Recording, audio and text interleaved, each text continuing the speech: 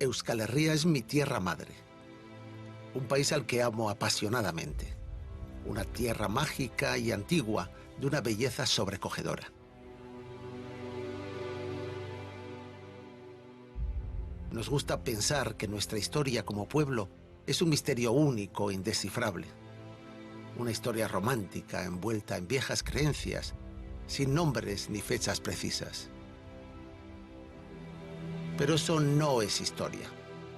Esa es la mitología de un pueblo. He dedicado casi toda mi vida al estudio de Euskal Herria y a la investigación de su historia y su cultura.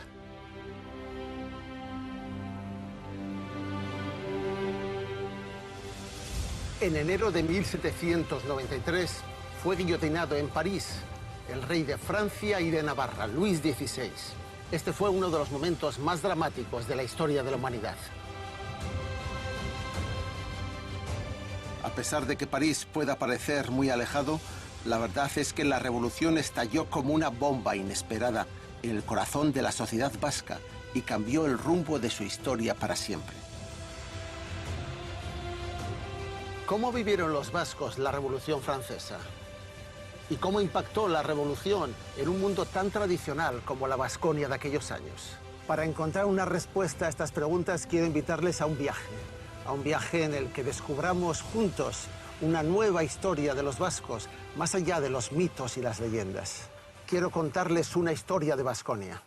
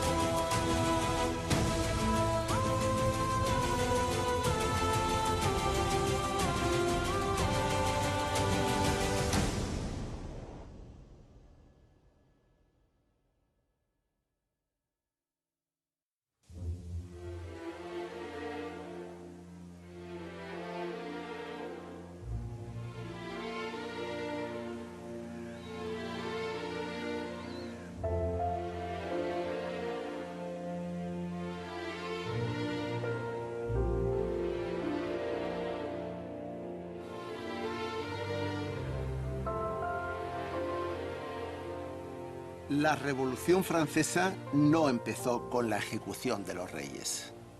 Empezó en un trinquete igual que este, en el juego de pelota de Versalles. Aquel 20 de junio, los representantes del pueblo pretendían reunirse en Parlamento. El rey, para impedírselo, se lo cerró. Así que decidieron juntarse en este trinquete o frontón donde jugaban a la pelota.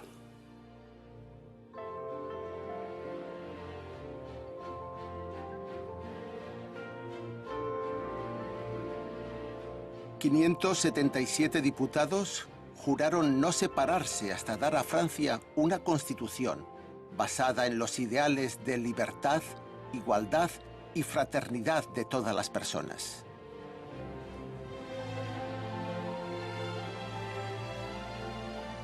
Se autodenominaron la Asamblea Nacional Constituyente y fueron los creadores de la Revolución Francesa.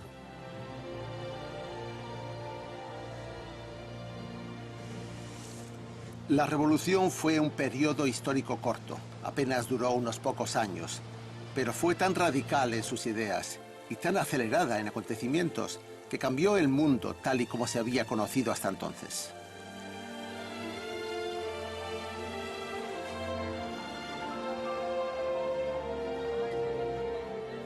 Los diputados reunidos en el juego de pelota representaban el deseo de buena parte de la población francesa de acabar con el orden tradicional que asfixiaba a la nación.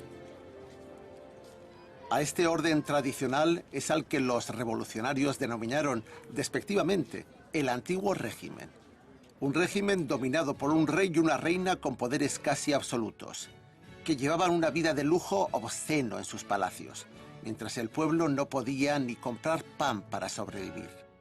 Un régimen absolutista que se apoyaba en una casta de nobles corruptos, dueños de inmensas propiedades de tierras, castillos y palacios, y que prohibía el pensamiento libre, controlando las mentes de las personas a través del poder de la Iglesia oficial, con sus ricos obispos y abades.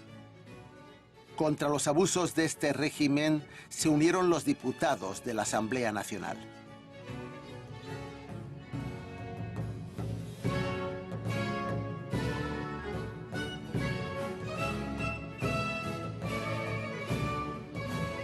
Finalmente, el rey Luis XVI, la reina María Antonieta y toda la familia real fueron arrestados cuando trataban de huir del país.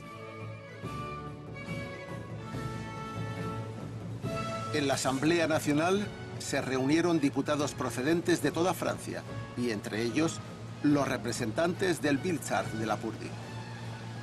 El Bildschar era un pequeño órgano legislativo foral y tenía funciones muy parecidas a las de las Juntas Generales de Vizcaya o Guipúzcoa.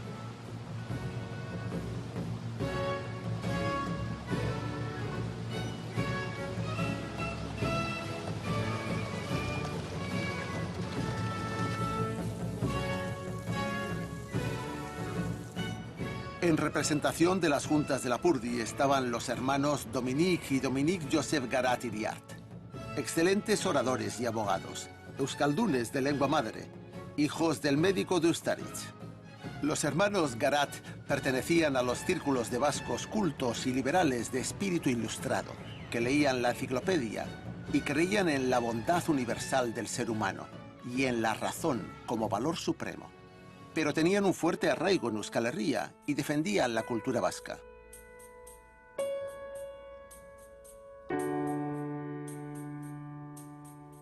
Domingo José era profesor de historia en el Liceo de París, pero enseguida fue nombrado secretario de la Asamblea Nacional.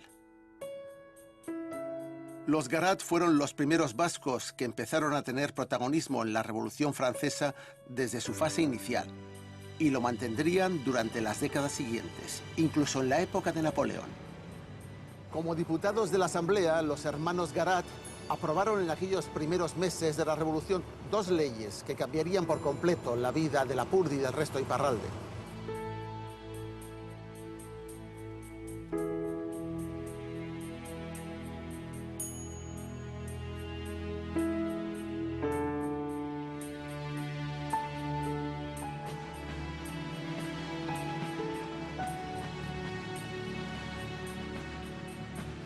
Una nueva ley a la que ellos se opusieron hasta el punto de llegar a ser abucheados por el resto de los diputados de la Asamblea fue la creación del Departamento de los Bajos Pirineos.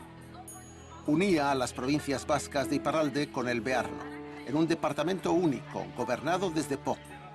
Aunque, como alegaron los Garat, ambas comunidades nunca iban a poder entenderse bien, porque hablaban idiomas distintos.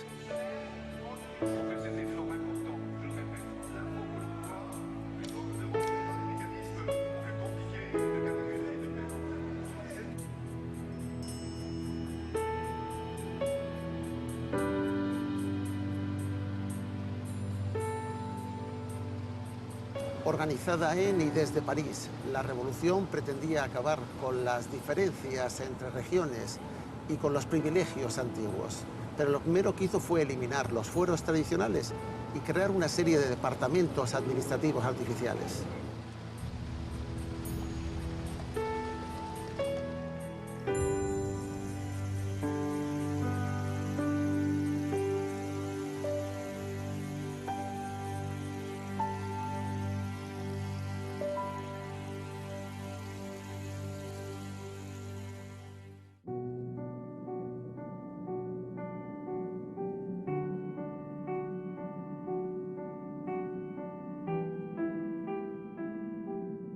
La segunda ley que aprobaron fue suprimir la autoridad civil del Papa sobre la Iglesia Católica Francesa. Esta ley fue considerada odiosa por la mayor parte de la población rural vasca, que se sentía profundamente religiosa y no tenía nada que reprochar a sus sacerdotes, que eran gente del pueblo. Al comienzo de la Revolución, todos los sacerdotes de Francia fueron obligados a jurar fidelidad a la Constitución. Pero por orden de Roma, más de 40.000 curas se negaron en todo el país. Fue el primer acto de resistencia ideológica organizado contra los ideales revolucionarios. En Iparralde, 1.500 sacerdotes se declararon emigrantes y cruzaron a escondidas la Muga con España. Se instalaron en los pueblos fronterizos del norte de Navarra y desde allí, infiltrándose por los senderos secretos de los contrabandistas, siguieron administrando clandestinamente sus parroquias, organizando bodas y bautizos nocturnos en los pajares de los caseríos. Incluso el obispo de Bayona escapó y se refugió en el convento de Urdax. Se dice que sacaba de quicio a los guardias revolucionarios que le veían pasear desde Danzarinea, mientras coordinaba las operaciones de lo que ellos llamaban la red de contrabandistas de la fe.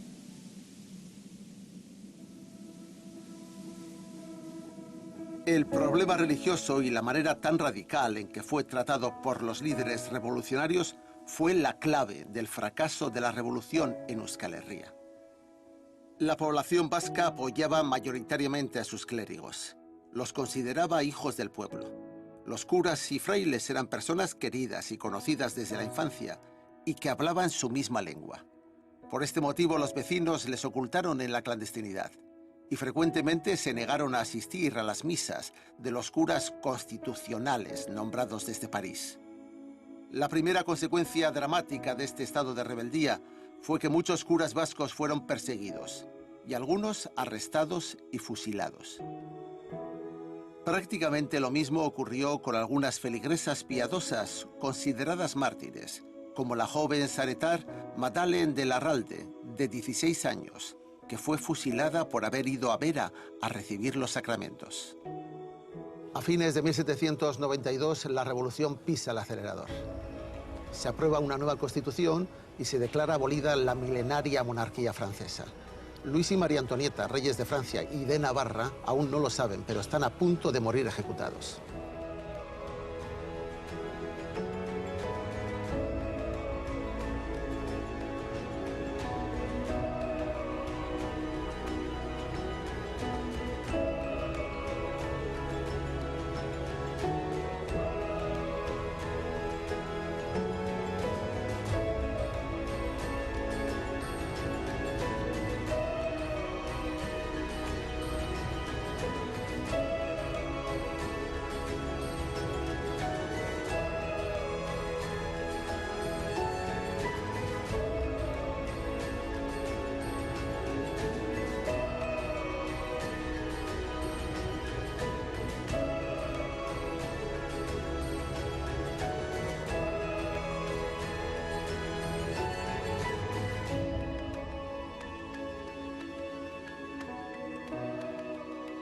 La maquinaria de la revolución estaba a punto de alcanzar su máxima temperatura.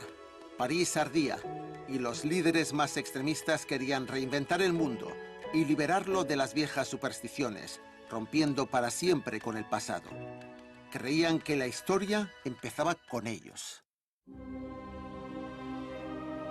Entre otras medidas de efecto inmediato, se desterró el calendario cristiano y se proclamó el año 1. Un nuevo mundo acababa de nacer. Los meses cambian de nombre, llamándose en euskera Maaste, Lañote, Ixoste, Elurkor, Eurikor, Aixekor. O sea, Vendimiaire, Brumaire, Frimaire, Nivós, Pluviós, Ventos, que corresponden a noviembre, diciembre, enero, febrero, marzo, abril. El número 10 se convirtió en el símbolo de la razón suprema. Las semanas pasaron a tener 10 días en lugar de 7. Se impuso obligatoriamente el sistema decimal, contando por kilos y metros, en vez de las libras y los pies y otras medidas antiguas. Una de las imposiciones más alocadas de la revolución fue cambiar el nombre histórico de los pueblos. Por ejemplo, a Sara le llamaron la Palombière, la Palomera. Bayona se llamó Puerto de la Montaña, Cambón, la Montaña, Itzazú, la Unión, Baigorri, las Termópilas, Arrosa, Gran Puente, Ur, la Libertad, Villafranca, la Tricolor, Ustaritz. Pretendían crear una república de ciudadanos nuevos y libres, y para ello querían borrar el pasado e iniciar la historia desde cero. En enero de 1793 se guillotinó al rey Luis XVI, el ciudadano Luis Capetto. El ministro de Justicia del gobierno francés era el labortano Domingo José Garat, y a él fue a quien le tocó comunicarle la sentencia de muerte en persona. A menudo se olvida que esta ejecución tuvo una importancia muy especial para los vascos. Los reyes Luis XVI y María Antonieta no eran solo los reyes de Francia, eran también los últimos monarcas legítimos del Reino de Navarra. Y hasta el final de su vida reivindicaron el escudo de las cadenas navarras como el distintivo familiar de la dinastía. La primera reacción internacional de las monarquías europeas fue enviar a sus embajadores a París para presentar una declaración de guerra a la Francia republicana con efecto inmediato.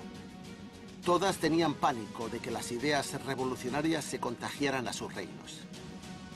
España inició la invasión del Iparralde vasco desplazando 30.000 soldados. Al mismo tiempo se fortificaron el Lindus y el fuerte de Astobíscar, a ambos lados del puerto de Ibañeta y del estratégico paso de Roncesvalles. Todavía hoy los fosos y muros en estrella de aquellos fortines recortan perfectamente sus siluetas sobre los pastos del Pirineo navarro. Por su parte, los revolucionarios se prepararon para hacerse fuertes en la ciudadela de Bayona, sabiendo que estaban ante un panorama militar sumamente difícil. El Comité Revolucionario de Bayona informaba con claridad a París de que aquí solo los habitantes del Burgo de Saint-Espírit son buenos republicanos, pero no contéis con los vascos, porque su fanatismo les dispone a favor de los españoles. Todos los vascos de la frontera van habitualmente a confesarse a España, y nuestros comandantes de los campos dicen que no se pueden fiar de ningún vasco y que se sienten en territorio enemigo. Su fanatismo religioso resultará funesto, y además sus confesores ponen todo el empeño en engañar al pueblo y presentar a nuestros soldados como unos impíos. En una escaramuza de principios de la guerra, voluntarios de la Convención toman Zugarramurdi y Urdax. Y a continuación plantaron un árbol de la libertad ante el convento en el que se refugiaban los contrabandistas de la fe. El árbol de la libertad era el símbolo más importante de los ideales republicanos y todavía está presente hoy en día en las monedas francesas de 1 y 2 euros. Pero ante la inminencia de la llegada del ejército español, los soldados republicanos tuvieron que retirarse, incendiando el convento al marchar, como hacía siempre la Convención cuando se sentía en inferioridad de condiciones. En un enorme esfuerzo a escala nacional, la nueva República Revolucionaria Francesa reclutó en aquel momento un ejército popular de 300.000 soldados. Sin embargo, resulta sintomático constatar cómo en Iparralde no se apuntó voluntario casi nadie. ¿Cómo nos veían los revolucionarios? Sus jefes de París nos consideraban un pueblo de traidores que inexplicablemente odiábamos la libertad. En los informes que los jefes revolucionarios envían a París se lee: gran parte de la tierra que anteriormente se llamaba el País Vasco, y principalmente la zona que bordea la frontera con España, está habitada por gentes a quienes la superstición, el fanatismo y el amor al oro han vendido a los españoles. Y completamente desconcertados añaden: esta tierra ofrece el espectáculo, raro en otras partes y particularmente odioso, de que simples granjeros y pastores detesten la libertad y la igualdad. Esta tierra está tan gangrenada que no podemos esperar ningún progreso del espíritu público mientras siga viva esta generación. Y solo la aplicación del terror podrá dominar a estos hombres. Los expertos consideran que el terrorismo nació entre 1793 y 94 como un instrumento organizado de acción política. Más de 10.000 personas fueron guillotinadas y en toda Francia hubo más de 40.000 víctimas del terror. Hay que recordar que el verdugo Sanson, que fue quien guillotinó al rey Luis XVI, tenía en su currículum más de 3.000 víctimas ejecutadas personalmente por su mano. En aquellos meses, la Convención tomó la iniciativa de extender el terror también a los franceses contrarrevolucionarios de Iparralde. Fue el momento en que se iniciaron las deportaciones masivas de todos los habitantes de algunos pueblos vascos a las Landas.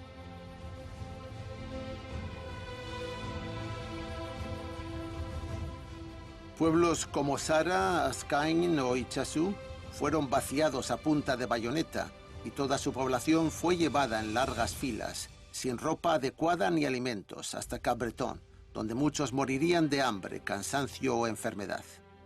Les han denunciado por traidores y contrarrevolucionarios los concejales republicanos de San Juan de Luz.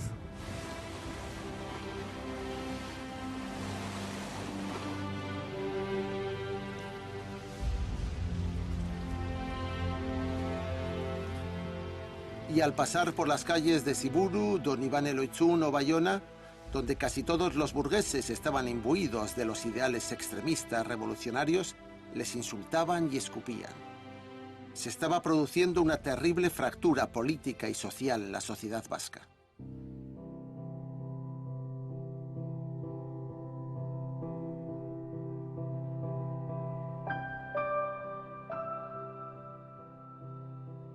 La profesora Caroline Luga es quien mejor ha estudiado y quien mejor conoce a lo largo de sus investigaciones desde la Universidad de Bayona las consecuencias sociales, por lo menos sobre amplias capas de la sociedad del País Vasco, de la Revolución Francesa.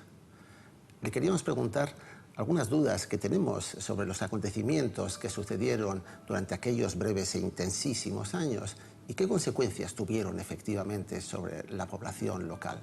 La revolución pretendía cambiar incluso el sentido de las palabras, muchas de ellas conocidas hasta entonces, pero que adquirieron un nuevo significado durante el tiempo revolucionario. Un buen ejemplo es la palabra emigrar y la palabra emigrado. ¿Qué significaba, Caroline, la palabra emigrado durante la Revolución Francesa?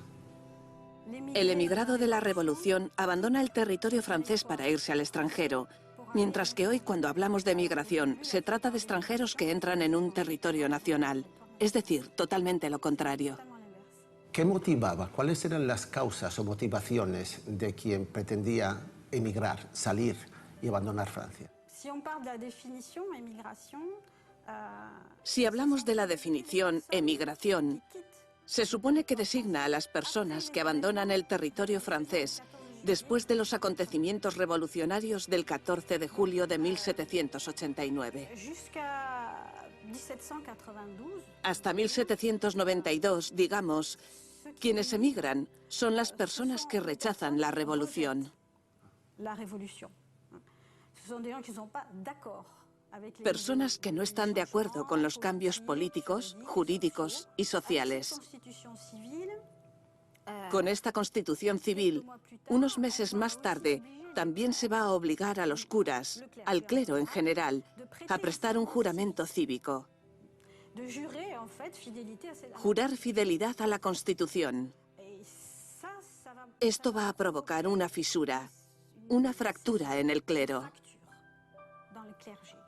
¿Podemos estimar cuántos clérigos juraron fidelidad al Estado y cuántos se renegaron o no aceptaron y prefirieron la emigración? ¿De qué números estamos hablando? En el País Vasco, el clero fue mayoritariamente refractario, es decir, que no juraron fidelidad. Al menos el 80% del clero vasco se negó a prestar el juramento porque la condena del Papa tuvo una repercusión en las conciencias. El hecho de que el clero vasco, ya desde el principio, en los años 1790 y 1791, sea mayoritariamente refractario, hará que sospechen de ellos, aunque solo sea de antipatriotismo, incivismo y más tarde serán directamente enemigos del interior. ¿Qué proporción hay entre la emigración de la nobleza en el País Vasco y la emigración por motivaciones religiosas? El 80% del clero vasco emigró en masa, pero la nobleza no tiene una gran representación en el País Vasco. Así es que, aunque se produjo una emigración de la nobleza vasca, fue mucho menor porque eran pocos. sobre todo en Lapurdi, donde hay pocos nobles. Hay movimientos en las fronteras que empiezan a preocupar a la Convención Nacional en Francia. La ejecución del rey hace que el monarca español recuerde el pacto de familia que tenía que unir a todos los Borbones. O sea, que entonces, de repente, se acuerdan. Se siguen movilizando y la Convención Nacional se preocupa. Decide atacar primero y declara la guerra a España el 7 de marzo de 1793. Entonces, para el País Vasco es importante porque, de golpe, se convierte en zona fronteriza, zona estratégica, zona de combate.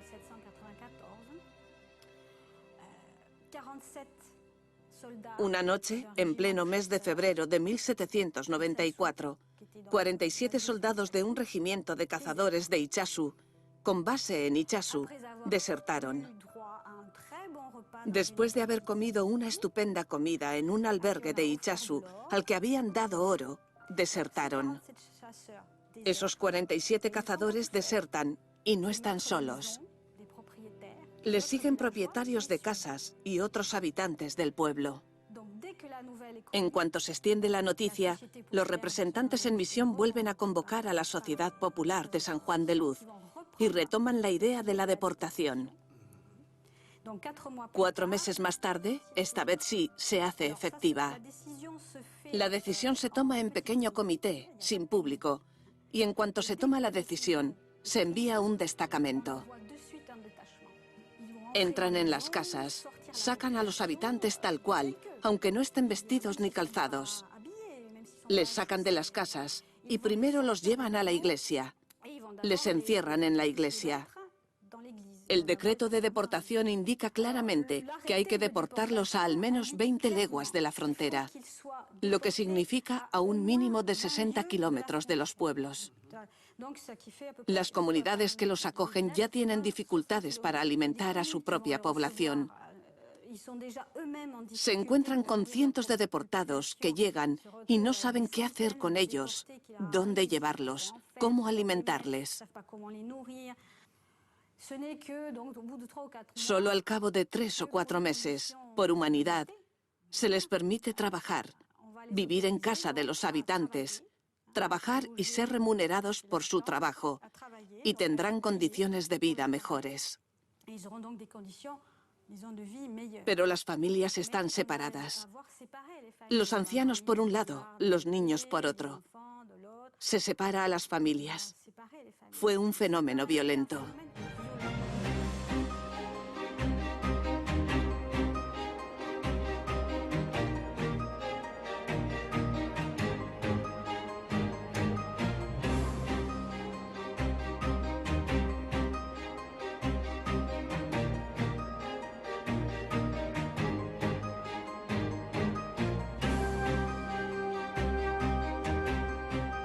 La revolución consiguió el control absoluto de Iparralde mediante el uso del terror.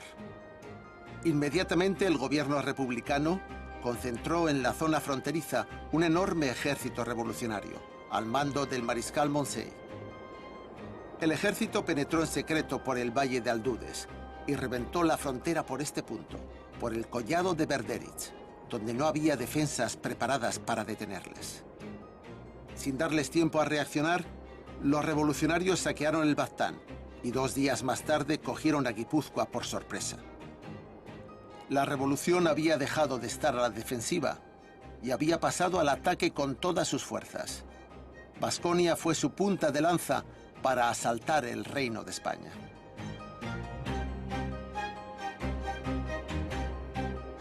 Es verdad que a los comerciantes y burgueses urbanos, a los aristócratas ilustrados, los caballeritos de Azcoitia, y a los miembros de la sociedad vascongada de amigos del país, les gustaban los valores republicanos de la revolución.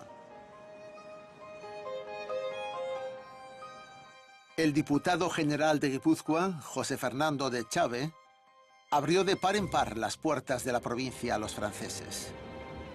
Era un republicano convencido, antimonárquico y anticlerical, y siempre estaba despotricando contra los curas de su pueblo, Guetaria. Echave es todo un símbolo de los vascos republicanos del sur de los Pirineos.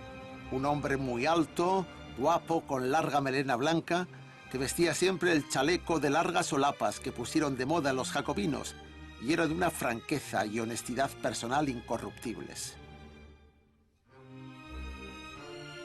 Cuando se difunde la noticia de que Guipúzcoa se está entregando a los revolucionarios franceses, en Madrid perseguían e insultaban por la calle a los vizcaínos, acusándoles de traidores por no defender a España. En medio de estos tumultos, una comisión presidida por Echave negociaba ya con los franceses un nuevo estatuto para los vascos. Los guipuzcoanos como Echave aspiraban a convertirse en franceses asociados y declaran que quieren que la provincia sea independiente, como lo fue hasta el año 1200, es decir, como lo era antes de la conquista de Castilla.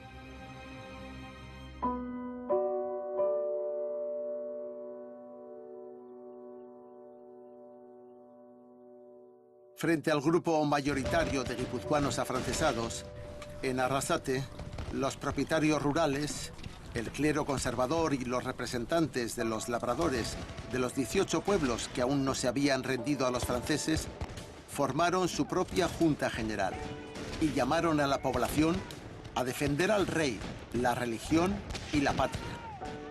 Fue en ese momento cuando nació el lema de los tradicionalistas, que movilizaría a los campesinos a luchar contra los franceses y que años más tarde se convertiría en el grito de guerra de los carlistas. En Euskal Herria ya se empezaba a definir con claridad el mapa de las futuras divisiones entre tradicionalistas y liberales, que desencadenará las terribles guerras civiles del siglo XIX. Los revolucionarios conquistaron muy pronto Vizcaya y Araba, y cuando llegaron a Guernica plantaron su propio árbol de la libertad. Era su homenaje a las formas de gobierno democráticas y republicanas del Fuero de Vizcaya, que muchos intelectuales de aquella época consideraban como un antídoto contra la tiranía y por las cuales la revolución estaba dispuesta a dar su sangre. Pero los líderes de la revolución habían ido demasiado lejos en su programa dictatorial de imposición del terror y acabaron siendo devorados por la propia máquina revolucionaria que habían puesto en marcha. A fines de julio, todos ellos fueron arrestados y ejecutados sin juicio. Tras la ejecución de Robespierre, Francia y España firmaron un tratado de paz en Basilea. España no había ganado nada, pero consiguió que cesara la invasión. En su retirada hacia Francia, los ejércitos revolucionarios van dejando tras de sí un reguero de ciudades vascas incendiadas. Todavía se ven en muchos pueblos las casas con inscripciones en las puertas que recuerdan lo que pasó aquel año, quemada por los franceses en 1794. Ni la revolución ni la paz que la siguió trajeron nada bueno para los vascos de ambos lados de la frontera, aunque el gobierno español alardeaba de haber ganado la partida.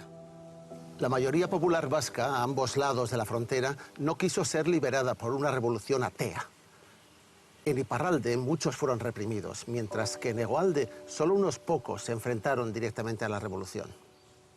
Pero es verdad que las élites intelectuales y la burguesía vasca sí se habían sentido atraídas por las ideas de la revolución.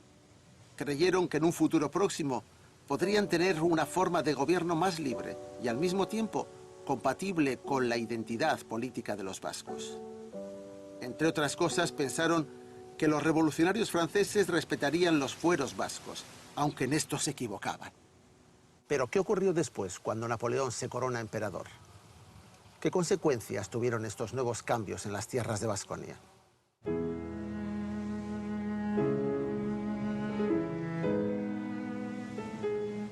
Casi al tiempo que Francia y España firmaban la paz en Basilea, Napoleón Bonaparte era nombrado general con solo 26 años y se convertiría en el mayor impulsor de las nuevas ideas francesas a escala europea. Tras algunos éxitos militares en Italia y Egipto, da un golpe de Estado y antes de que pase una década es nombrado emperador. Él mismo se colocó la corona con sus propias manos y a continuación coronó a Josefina como emperatriz.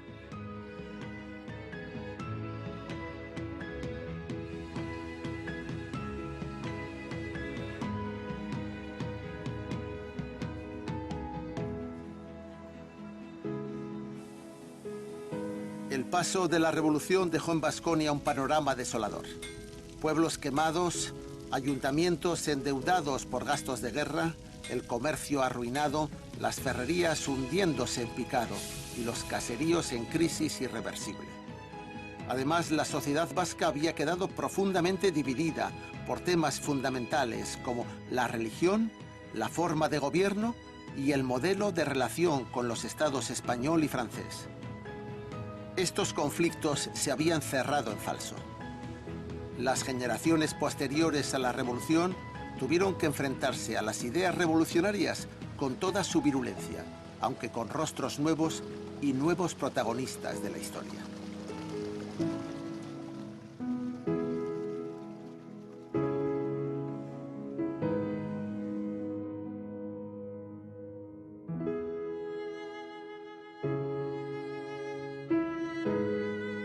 En ese tiempo las cosas cambian. Napoleón y el rey de España se alían contra Inglaterra, que les ha derrotado en la batalla de Trafalgar y ha destruido su armada. A fines de 1807, Napoleón concentró en la frontera un ejército de casi 30.000 soldados. Pensaba invadir Portugal, el aliado natural de los ingleses.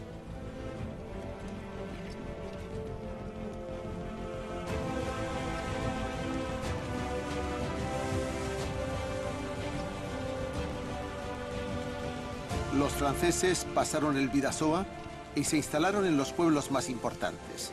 La población local les recibió entusiasmada. Al principio, para hacer olvidar el dramático recuerdo de la Guerra de la Convención, pagaban escrupulosamente todo lo que cogían en las tiendas y tabernas. Y fueron muchos los vascos y las vascas que quisieron hacerse amigos de ellos. No solo los intelectuales y burgueses afrancesados.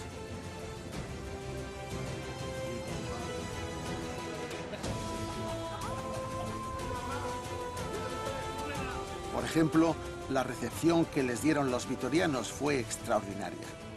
En ese momento, Napoleón obligó a los reyes de España a abdicar y nombró a su hermano mayor, José I, para ocupar el trono español.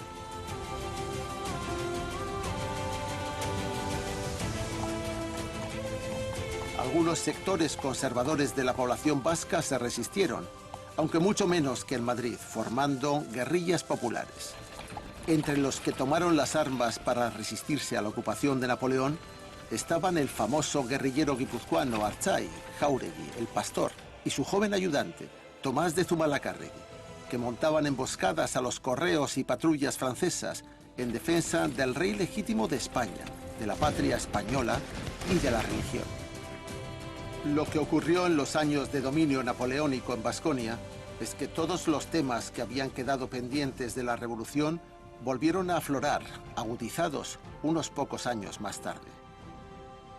Desde el comienzo, los afrancesados vascos colaboraron entusiasmados con Napoleón para modernizar el país. Eran ilustrados y les gustaron mucho los primeros decretos del gobierno francés. La supresión de la Inquisición, la abolición de los derechos feudales, la prohibición de los grandes títulos nobiliarios, el cierre de conventos, la eliminación del Consejo de Castilla y la desaparición de las aduanas entre provincias. El emperador ordenó también que se respetase la religión y que fuese objeto del cuidado especial de los gobernadores militares. También, para evitar traiciones, mandó que se desarmase a los civiles del país y que se cortase todo trato comercial con los ingleses y sus colonias.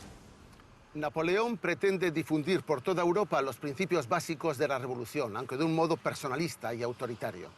En 1808 hace venir a Bayona a los representantes de todos los territorios de España para elaborar una constitución.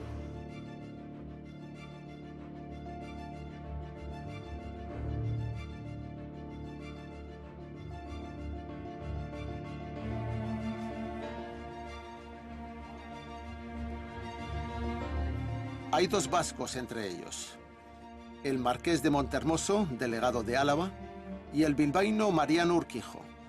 Eran figuras de gran importancia política e institucional. Ambos intervinieron para conseguir que el emperador no prescindiese automáticamente de las leyes forales en el proyecto de la primera Constitución española.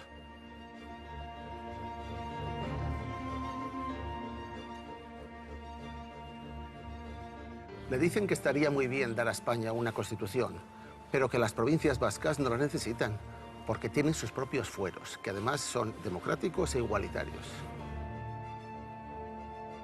Urquijo hizo en Bayona una intervención brillante y se ganó que años después le dedicaran la magnífica Alameda que tiene en Bilbao.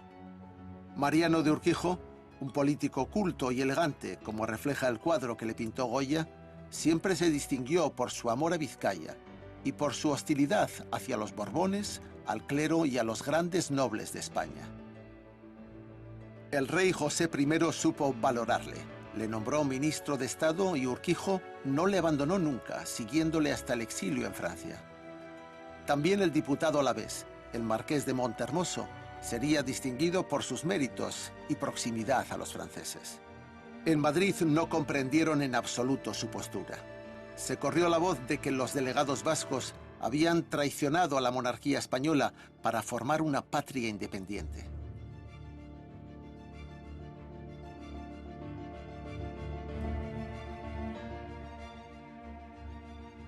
Estamos con el profesor Joseba Aguirre Azcuénaga, que es quien mejor conoce los complicados entresijos de la política vasca del siglo XIX, incluso en otros periodos, y sobre todo a los componentes sociales de esa política y a los personajes que la protagonizaron. ¿Qué pasa en esos años, Joseba? ¿La gente recibe bien a los franceses? ¿Los reciben todos? ¿Euskal Herria tiene una posición unánime ante esta ocupación? Solamente en 30 años hay 3 invasiones de ejércitos franceses en el sur de Euskal Herria. 3. En 1794, los republicanos. Luego viene Napoleón, en 1808, la más dura, la más fuerte. Y luego, para apoyar un gobierno contrarrevolucionario y ser antiliberal, en 1823. Dentro de la población de Baskonia, ¿cuáles son los polos? La gente común observa que hay unos intermediarios que se enriquecen rápidamente. Y otros, la gente común no tiene, a partir del mes de abril, que comer. Y generalmente las machinadas se producen ahí entre abril y julio. La época en la que es más necesario disponer de alimentos porque todavía no hay cosechas preparadas, ¿no? Así es. Para recibirle. Entre liberales y la gente del común, ¿quiénes están con Napoleón y quiénes están en contra de los principios o del ejército de Napoleón? La élite, es decir, una pequeña oligarquía que tiene como función y tiene como atribución el gobierno, el buen gobierno. Lo que ofrece esta élite al nuevo rey José I es estabilidad social, paz social. Funciona hasta agosto de 1808, que en Bilbao aparece la primera revuelta dirigida por un sector de la élite y un sector popular que pertenece al partido fernandino y, por tanto, aparecen como opuestos al nuevo ocupante militar que representa Napoleón. Estos afrancesados vascos, además de compartir intereses económicos y de clase social, ¿comparten una ideología política? ¿Están organizados de alguna manera? Antes he hecho una mención a las machinadas. Sí. 1764. Pero en el mismo momento hay un gran fenómeno, que se organiza una sociedad vascongada de amigos del país, que uno de sus objetivos es combatir el ocio y impulsar el negocio. Y estos señores impulsan, esta élite impulsa ya un organismo nuevo que son las conferencias políticas entre los representantes de Vizcaya, de Guipúzcoa y de Álava. Eso te quería preguntar. ¿Con Napoleón esto se lleva a la práctica de manera organizada? Efectivamente. Claro. Esto con Napoleón disuelve las juntas generales, disuelve las diputaciones forales y crea un gobierno moderno ex novo. ¿Cómo se configura, Joseba, este primer gobierno autónomo vascongado bajo la dirección del barón de Touvenot? Es un gobierno moderno muy diferente a lo que representaban las diputaciones forales. Y no es solo una administración militar, a pesar de que el cargo de Touvenot sea el de gobernador. Todos ellos son civiles. Todos ellos son civiles. Es una élite ilustrada, racionalista y que apoya por una Europa unificada bajo la égida de Napoleón. Te quería preguntar específicamente por eso, por las consecuencias que tuvo en el país. La consecuencia más duradera de las sucesivas guerras que hemos citado antes, la de la Convención, la napoleónica, fundamentalmente, es la inmensa deuda que genera. La duración de la ocupación fue limitada en el tiempo, pero la duración de los efectos de esa deuda acumulada fue mucho más extensa, ¿no? 4 años es mucho tiempo y luego piensa que llega el otro ejército, el del general Mendizábal. Claro. Y ellos actuaban también de la misma medida.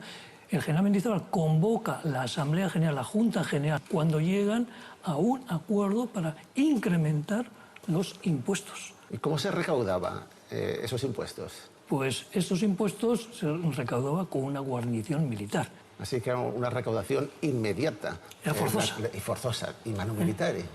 Y ello provoca una ruina generalizada y también una desestructuración de los equilibrios sociales en una economía que era una economía abierta. Claro, porque era una economía que no estaba habituada a pagar impuestos, hay que entender, ¿no? Así es. Ahí empieza ya un gran debate sobre, hacia el futuro, cómo tiene que organizarse la economía. Pues nos resulta muy claro. ¿Cuál es el balance final de la ocupación napoleónica en Euskal Herria? Desde un punto de vista social y económico, muy negativo, porque contribuye a la desestructuración de las bases y la mayor parte de la población sufre las consecuencias de esa ocupación militar. Y sus consecuencias se dejan sentir hasta fines del siglo XIX.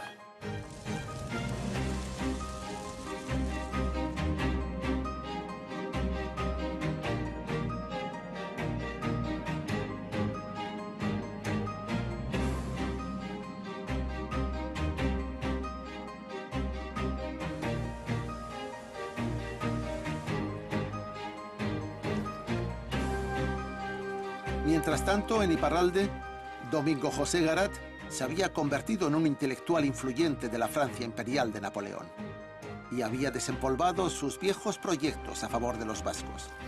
Propuso al emperador crear un país autónomo, un país de mercaderes y marineros, uniendo todas las provincias vascas.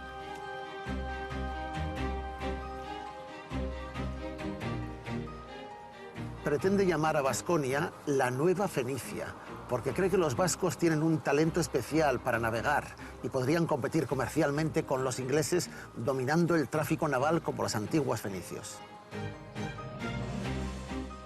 Las capitales serían Siburu y Bilbao, rebautizadas como la Nueva Tiro y la Nueva Sidón, como las antiguas ciudades libanesas del tiempo de los fenicios. Aunque era una fantasía, este fue el primer proyecto histórico de crear una Euskal Herria administrativamente unida y casi independiente. El emperador no le hizo caso, pero sin embargo sí creó un gobierno de Vizcaya con amplia autonomía, uniendo por primera vez a Vizcaya, Álava y Guipúzcoa, aunque prescindiendo de las diputaciones y de los derechos históricos forales. Aquel fue un gobierno militar de poca duración, presidido por el barón de Touvenot, pero fue importante en la historia de Baskonia, porque es el primer antecedente de un lendakari y de un gobierno vasco autonómico.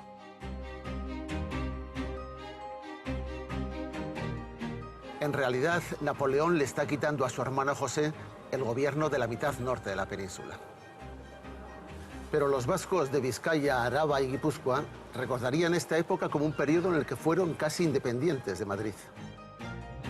El emperador abolió los derechos feudales del conde de Treviño y a continuación integró el condado de Treviño en Álava. Además, aunque se llamaba oficialmente Gobierno de Vizcaya, la capital se instaló desde el primer momento en Vitoria. Las autoridades de Vitoria-Gasteiz recibieron con grandes manifestaciones de alegría a José I y le ofrecieron como residencia el Palacio de Montehermoso.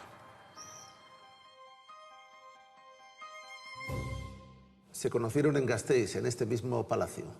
María Pilar de Acedo, la bella y libertina marquesa de Montermoso, y José I, el rey francés de España.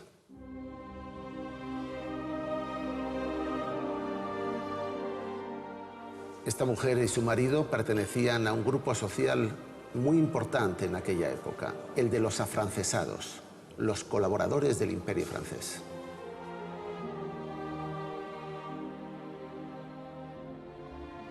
Tolosarra y euskaldún de nacimiento. María Pilar siempre habló euskera en familia, pero hablaba otros 5 idiomas, incluido el francés. Tenía una educación exquisita y dotes artísticas para la música y la poesía. Era una excelente conversadora y animadora de las tertulias políticas vitorianas. A los 16 años fue casada por conveniencia con un hombre que la doblaba en edad y a quien ya conocemos por sus excelentes tratos con los Bonaparte. Era el marqués de Montermoso, don Ortuño Aguirre Zuazo, el diputado general de Álava. Gran amador y más atractivo que su hermano Napoleón, el rey José I intentó procurarse, pagando, los favores de la niñera de los marqueses. Pero en la cena la marquesa se insinuó tan claramente que José I la convirtió en su amante con la complacencia del marqués. José I nombró al marqués gentilhombre de cámara y grande de España, comprándole el palacio de Montermoso por 300.000 francos, un precio escandaloso. Napoleón Bonaparte comentó más tarde que el palacio no valía esa cifra ni con la marquesa dentro.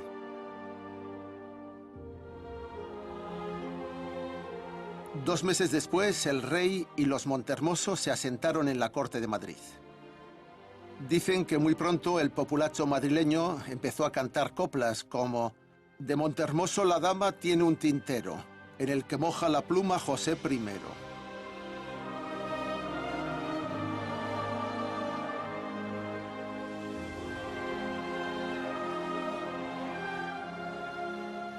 Tres años más tarde, el trío viaja a París para asistir al bautismo del hijo de Napoleón. El marqués, agotado por el viaje, fallece de camino.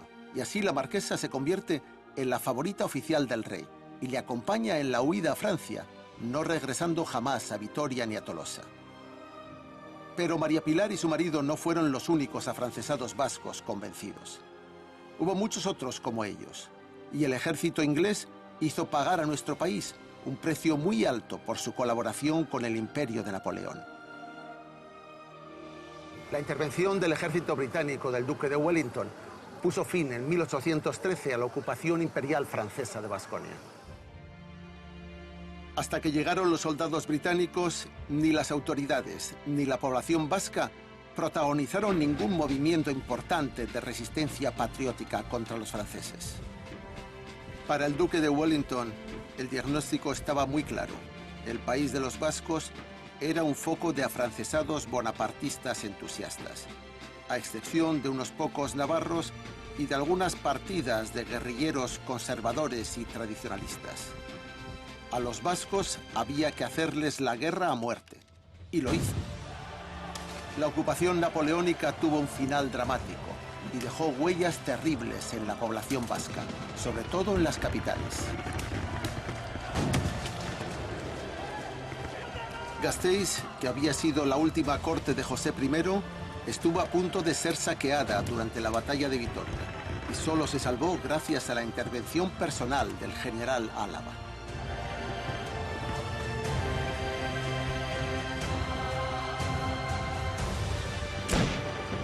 Donostia, último refugio de la guarnición francesa en España, la primera ciudad ocupada con el beneplácito de la población, fue saqueada e incendiada metódicamente por Wellington, lo que paradójicamente se festeja con alegría cada 31 de agosto.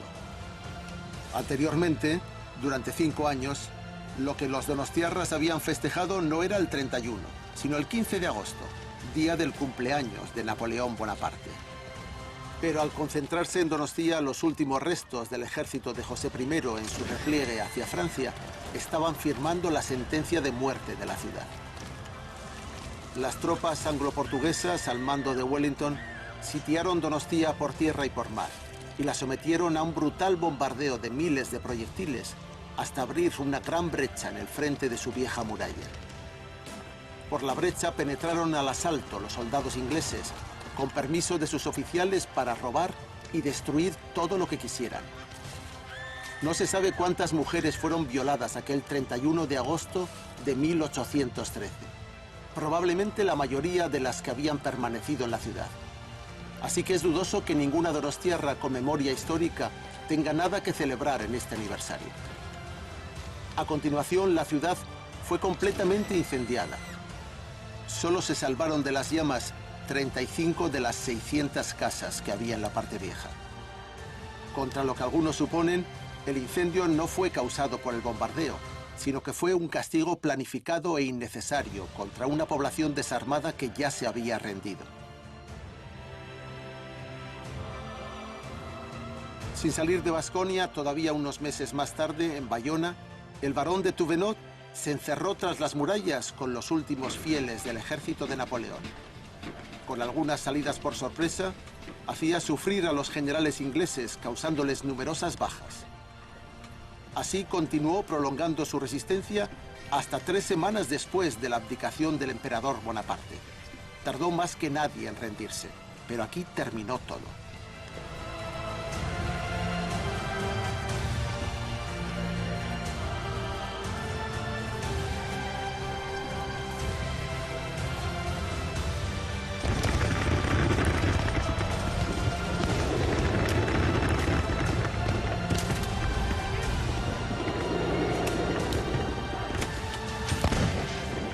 Aparentemente todo había sido una experiencia fallida. La Revolución Francesa y el Imperio Bonapartista dejaron por donde pasaron una estela de destrucción, muerte y ruina económica.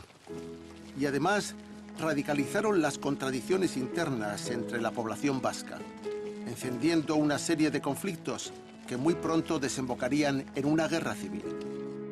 Los proyectos de modernización y progreso que traía Napoleón se quedaron en bonitas palabras o fracasaron limpiamente.